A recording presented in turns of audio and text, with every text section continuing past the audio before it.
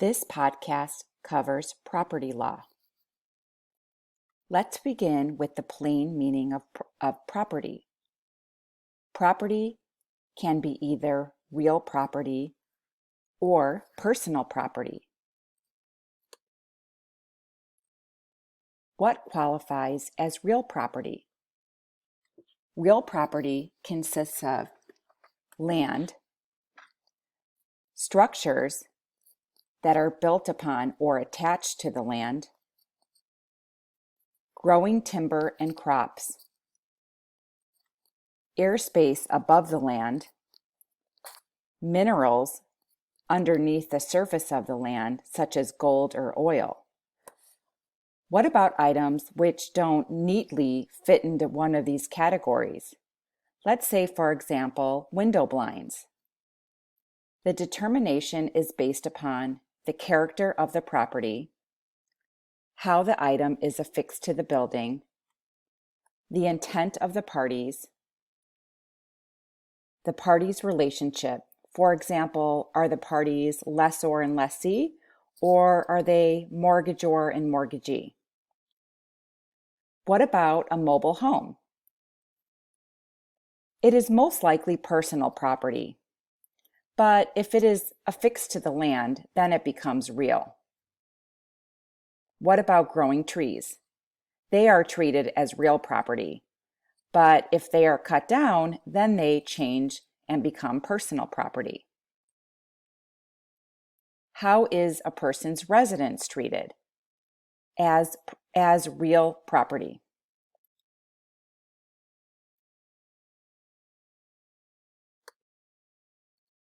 Who has rights to this property? The owner has rights. She has a deed. The mortgagor or lender, any contractor or other worker who may have a lien on the property. Thus, if the bill is not paid, that person has a right to part of the property. Any lessee who has a leasehold interest in the property.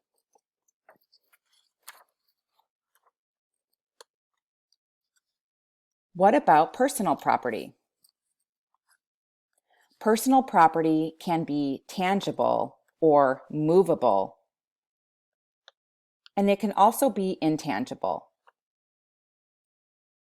Examples of tangible property include a car, furniture, golf clubs, and clothing.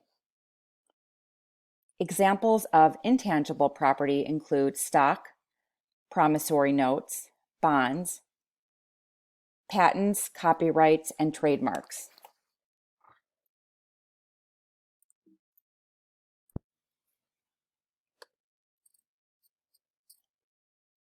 Patents, copyrights, and trademarks are intangible property rights called intellectual property. A patent is a government grant for the exclusive right to make and sell an invention. For example, a time machine. A patent generally lasts 20 years. A copyright is an exclusive right granted to an author of books, music, or other creative work. One example of a copyright infringement you may be familiar with involves the song Blurred Lines by Robin Thicke in 2013. In that case, a jury found that Thicke committed copyright infringement regarding Marvin Gaye's 1977 song Got to Give It Up and awarded $7.3 million to Gaye's family. Some famous patents include: in 1836, Samuel Colt patented the revolver. 1840, Samuel Morse, the Morse Code. 1930, Clarence Birdseye frozen food, so on and so forth.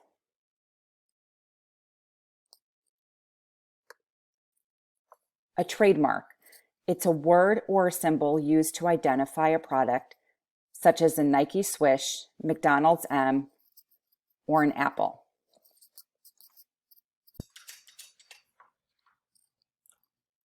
The law provides specific rules for how to determine ownership of personal property. First, does a person have dominion and control over the property? Second, does the person have possession of it?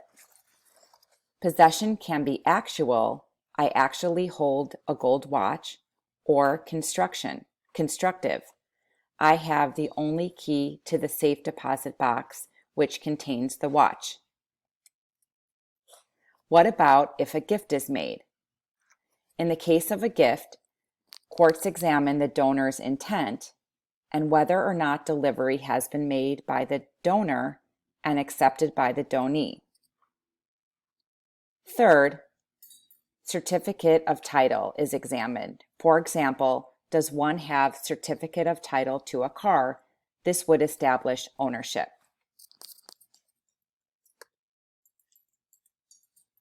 Lost, mislaid, and abandoned property. What happens to property that is lost, mislaid, or abandoned? Who owns it? Lost property. This is property where the owner accidentally and involuntarily parted with possession and doesn't know where to find it. The key factor here is where the item is found. A watch on the floor of a public place. Here, a reasonable person would not leave her watch on the floor of a public place. So it is considered lost. The rule is that the finder of the lost property has a right to it against everyone except the true owner. An example is you accidentally leave your gold watch in class and I'm the lucky one who finds it. I have a right to it against everyone except you, the true owner. Now, an exception might be Phoenix College might claim it has a legal right to the watch and may hold it for the true owner. Mislaid property. Here, the owner intentionally placed an item somewhere and the item is later forgotten about. Again, the key factor is where the item is found. An example is a briefcase found on a desk. In this case, the true owner has a right to it, or if not found, the owner of the location where the property is found gets to keep the item. In 2012, the Arizona Court of Appeals determined that cash found in the kitchen walls of a homeowner during a remodeling project was mislaid property, and it belonged to the original owner, who was deceased, so it went to the original owner's estate. Neither the new homeowners nor the contractor who found the cash while remodeling the home had the right to keep it. The court went back to the definition of mislaid property to make the determination.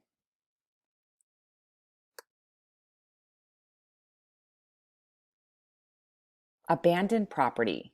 This is property where the owner voluntarily relinquished all ownership. The finder has a right to it against everyone else. For example, refrigerators left in the building the owner knew was going to be destroyed is considered abandoned property.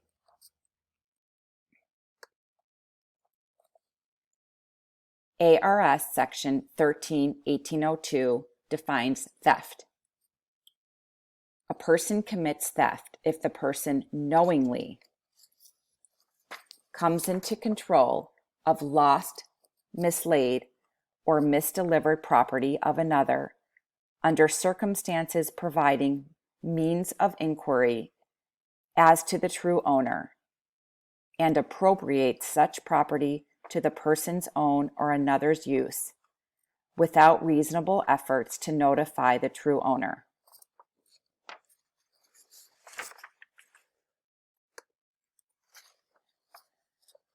Can a thief transfer title? Let's say you buy a Monet from what you think is the legitimate owner. It turns out it was stolen. The true owner has a right to its art. The thief never had title to the art, so it could not transfer or sell it.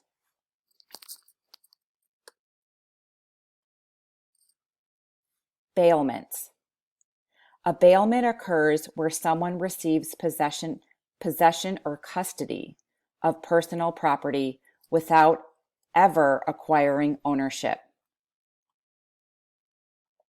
For example, let's say you watch a classmate's purse while she goes to the bathroom. One party, the bailor, temporarily delivers personal property to another party, the bailee, and the bailee accepts the property.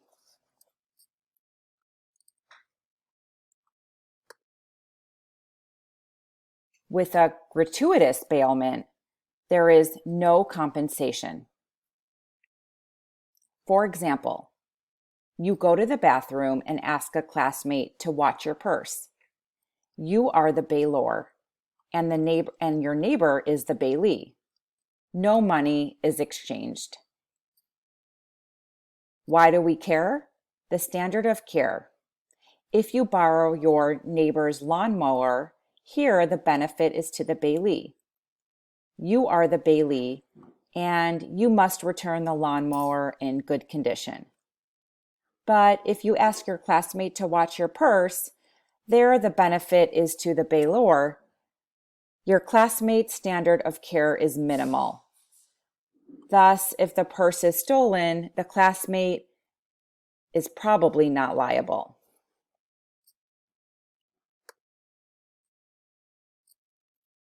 Mutual benefit bailments.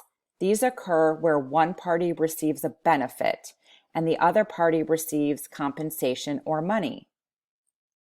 For example, you bring your car in for service, or you store goods in a facility. You are the bailor.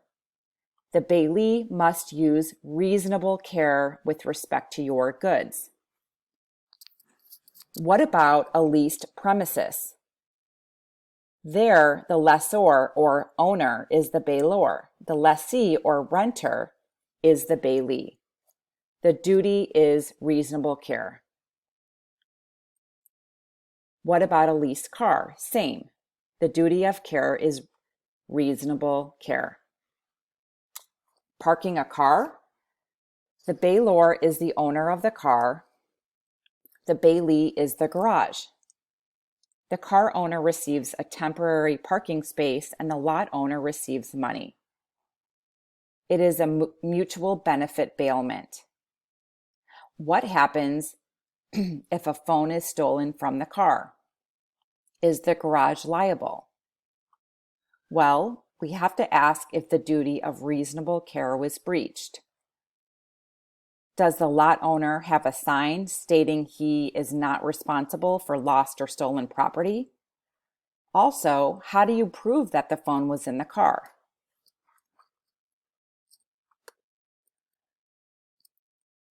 How is real property legally transferred?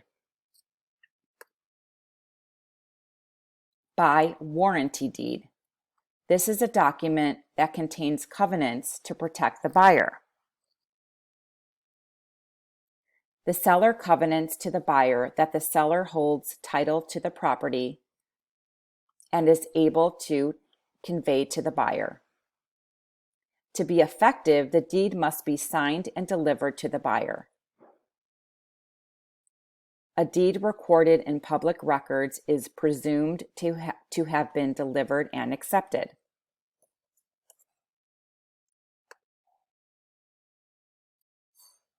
Mortgages. Let's say you buy a house and need to borrow money for the purchase. You might pay cash if you are very lucky and solvent, but more commonly, you might take out a mortgage, an agreement with a bank where the bank agrees to give you money and you agree to pay the bank back over time with interest. In this case, you sign a promissory note Also, as collateral for the loan, the bank takes a lien against the property. The borrower is the mortgagor and the lender is the mortgagee. The homeowner, or the mortgagor, makes monthly payments of principal and interest on the loan. The covenants in a mortgage include a promise to promptly make all payments of principal and interest, pay real estate taxes and assessments, keep improvements on the property insured against casualty, loss, and fire. What happens if the mortgagor sells the home? In that case, the lender's interest remains intact. The buyer buys the home subject to the lien on the property. What happens if the mortgagor fails to pay the amount owed to the mortgagee or the lender? In that case, the mortgagee or the lender can foreclose on the property. The property is then sold at public sale and the proceeds go to the lender. If the lender is still owed money, then the court will enter a deficiency judgment against the mortgagor for the balance due. And this happens in all states except in a non-recourse loan state, which Arizona is. Arizona is a non-recourse loan state. So in Arizona, the lender cannot seek a deficiency judgment. Some states use a deed of trust instead of a mortgage. In that case, the borrower deeds the property to a trustee or a straw man, and the trustee holds title to the property. If the borrower defaults, the trustee sells the property at public auction. Recent history has shown us how unpredictable the financial markets are, and we have also learned lessons regarding lending practices. Let's start with the mortgage meltdown of 2008 and the Great Recession. There, housing prices rose in the 1990s and 2000s. Lending standards declined greatly. It was very easy to get loans. There was almost no requirement that the borrower show his ability to pay. In 2006, this housing bubble burst. As housing prices went into steep decline, the economy tanked, and homeowners couldn't pay back their loans. As the housing prices dropped, many borrowers found their homes were worth much less than the money they owned on the loan. They were considered underwater, and so they stopped paying back their loans. There was quite a high rate of default. Many borrowers, however, were able to get out of losing their homes. How was this possible? The loans they had taken out had been sold as bundles to other lending institutions. So when the homes went into default, the lenders went to foreclose. The borrowers claimed fraud and misrepresentation with regard to the loans being sold. They said they didn't know about these loans being sold. And this was fraud and misrepresentation to do so. This led to a huge financial meltdown as the lenders lost billions of dollars, and this led to government bailouts. Finally, this led to higher standards in lending. 12 years later, in 2020, America entered into another financial crisis due to the coronavirus pandemic. This time, banks were better equipped to handle the crisis, and the federal government acted quickly to provide bailouts. The Great Recession lasted from 2007 to 2009. It took nearly 18 months for the major stock indexes to fall by 50%. That long decline shook investors out of the stock market. Those who stood on the sidelines missed the 10-year rally that followed. The 2020 market crash, in contrast, happened so quickly that investors were largely in a state of shock. The S&P 500 index fell by 34% between February 19 and March 23rd, the fastest fall in a bear market in history.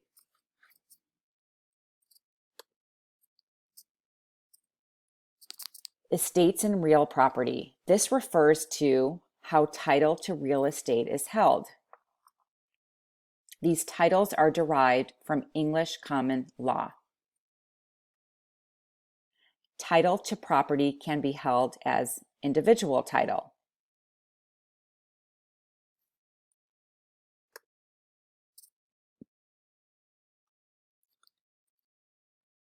Title to real estate can be held in joint tenancy.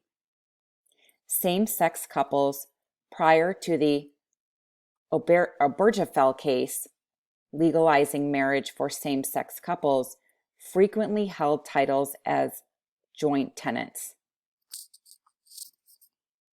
This is a special form of ownership by two or more persons of the same property. The individuals who are called joint tenants share equal ownership of the property and have the equal undivided right to keep or dispose of the property.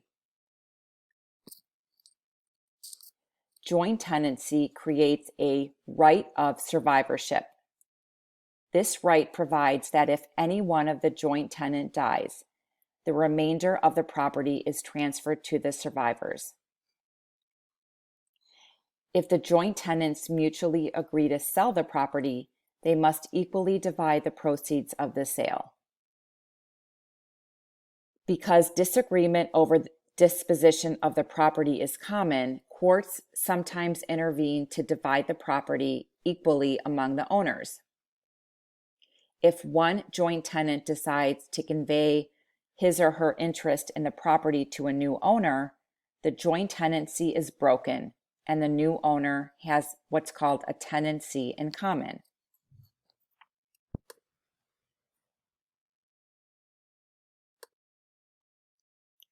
A tenancy in common is a common title with business partners. Here, each owner has an undivided interest in property. It's a form of concurrent ownership that can be created by deed, will, or operation of law. Several features distinguish it from a joint tenancy. A tenant in common may have a larger share of property than the other tenants. The tenant is also free to dispose of his or her share without the restrictive conditions placed on a joint tenancy. So she may gift, sell, or devise her share. Unlike a joint tenancy, tenancy in common has no right of survivorship. Thus, no other tenant in common is entitled to receive a share of the property upon a tenant in common's death. Instead, the property goes to the deceased's heirs.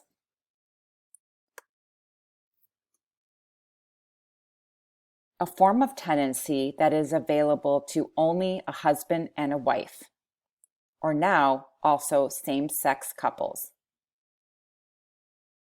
It can be created by will or by deed. These are tenancy by the entirety. As a form of joint tenancy that also creates a right of survivorship, it allows the property to pass automatically to the surviving spouse when a spouse dies. In addition, tenancy by the entirety protects a spouse's interest in the property from other spouse's creditors. Same-sex couples can now legally marry, thanks to the U.S. Supreme Court in Obergefell, and therefore have a tenancy by the entirety. This means their interest is protected from creditors, One exception is the IRS. So, should a spouse get in a car accident and there is a judgment against the spouse who dies, the judgment cannot reach the property held in a tenancy by the entirety. It differs from a joint tenancy in one major respect. Neither party can voluntarily dispose of his or her interest in the property. In the event of divorce, the tenancy by the entirety becomes a tenancy in common, and the right of survivorship is lost.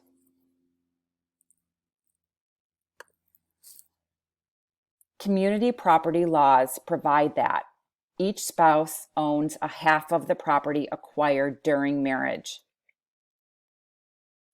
This rule does not affect two types of property. Number one, ownership of property acquired by either spouse prior to their marriage, or number two, property acquired by gift or inheritance. Those types of property remain separate.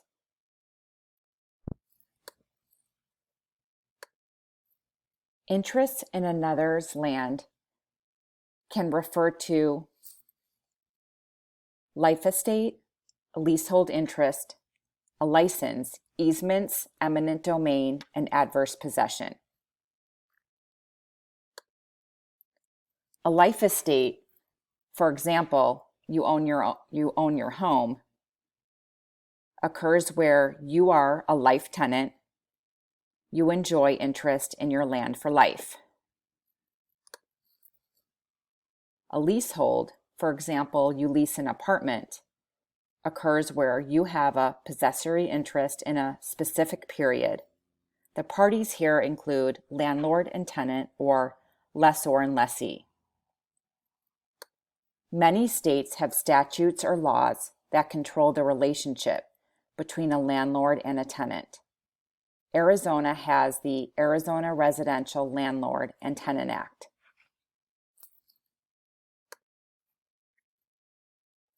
A license is a temporary grant of authority to access someone's land or property for a specific purpose. For example, to hunt or fish, remove firewood, or take photos. Easements are defined as an easement is the grant of a non-possessory property interest that grants the easement holder permission to use another person's land for a specific purpose. The easement holder does not have the right to possess and enjoy the property. He can only use it for the specific purpose. Usually, the purpose involves a right to travel across another person's land for ingress and egress, or entry and exit. Common examples include laying utility lines, installing sewer pipes, hikers cutting across someone's backyard to access a mountain. Easements can also be by necessity or prescription. By necessity occurs when an owner needs an easement in order to access his property. His parcel is literally landlocked. He has no access to a public road except by another person's land for ingress and egress, which means entry and exit. By prescription occurs where an owner makes a continuous and uninterrupted use of property. This type of easement is for convenience. A common example is a pedestrian who uses a sidewalk. Many of you may be familiar with the concept of eminent domain from the Constitution or the news or both. Per the Fifth Amendment to the U.S. Constitution, the government has the power to take real property from private citizens or private businesses. The property must be for public use. The government must provide just compensation or the fair market value of the property.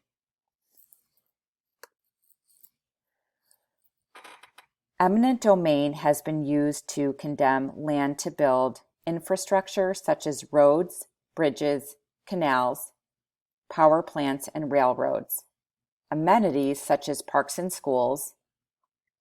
It has been used for economic development such as to build stadiums and waterfront development. Just compensation is usually determined by real estate appraisers and is the fair market value of the land. Adverse possession occurs where one occupies another person's land with the intention of possessing it as his own.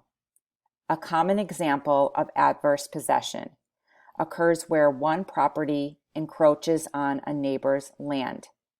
The person in possession of the land may acquire valid title to it, so long as certain requirements are met.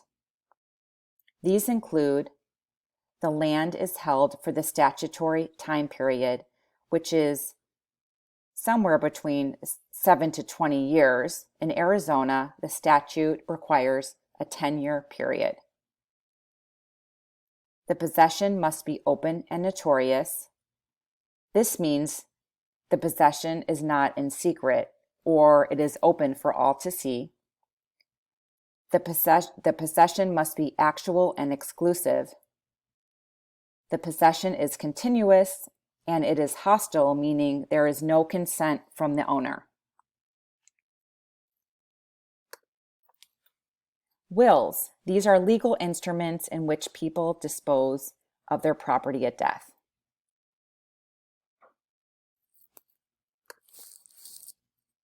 Testamentary capacity requires, in order for the will to be considered valid, the testator be of sound mind and she understand her actions.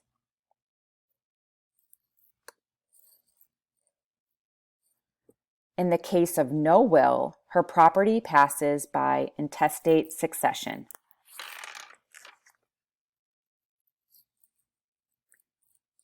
In this case, who gets the property?